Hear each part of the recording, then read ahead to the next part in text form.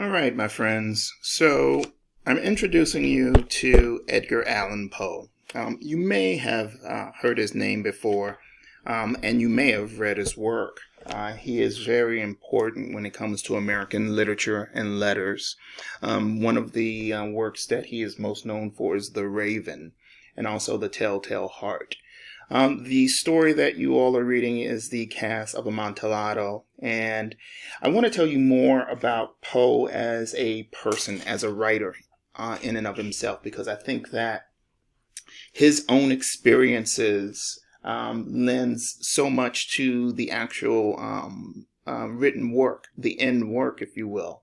I don't believe that you can separate the man or the woman from their art. So we have to take into account who the author is or was.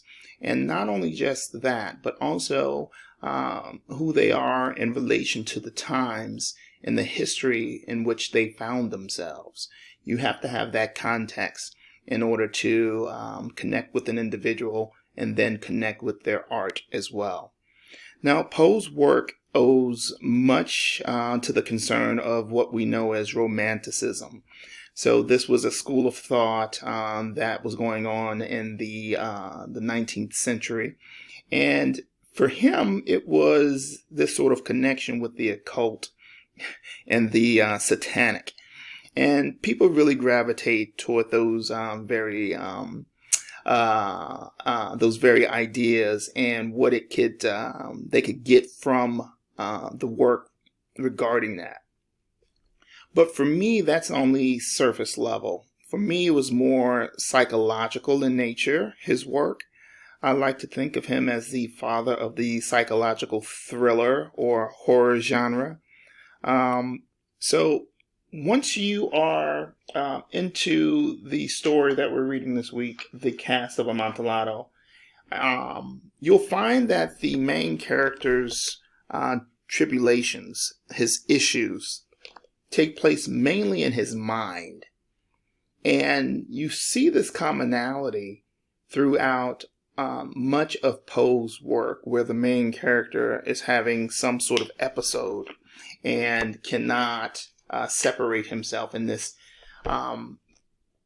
trauma that's happening in the mental space spills out into the real and waking world.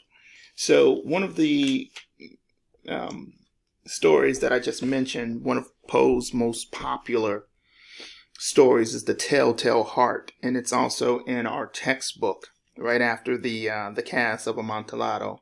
You will find it on page 767.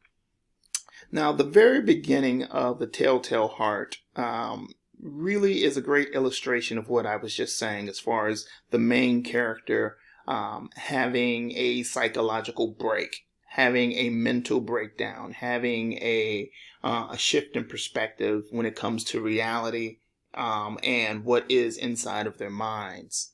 So listen to this. I'm going to read aloud a portion of The Telltale Heart in order to really illustrate the dynamics that Edgar Allan Poe put upon his main characters and the work that they had to do. Here it is, The Telltale Heart. Written in 1843. True, nervous, very, very dreadfully nervous. I had been and am, but why will you say that I am mad? The disease had sharpened my senses, not destroyed, not dulled them. Above all was the sense of hearing acute. I heard all things in the heaven and in the earth. I heard many things in hell. How then am I mad? Hearken and observe how healthily, how calmly I can tell you the whole story. It is impossible to say how first the idea entered my brain, but once conceived, it haunted me day and night. Object, there was none. Passion, there was none. I loved the old man. He had never wronged me. He had never given me insult. For his gold I had no desire. I think it was his eye. Yes, it was this. One of his eyes resembled that of a vulture, a pale blue eye with a film over it. Whenever it fell upon me, my blood ran cold, and so by degrees, very gradually, I made up my mind to take the life of the old man and thus rid myself of the eye forever. All right. I'm going to stop right there. So, obviously, this is an individual that is struggling with some insanity. He wants to kill an old man that's never wronged him just because he's offended by one of his eyes. And so this is an example of the type of characters that Poe would put at the very center of the majority of his stories.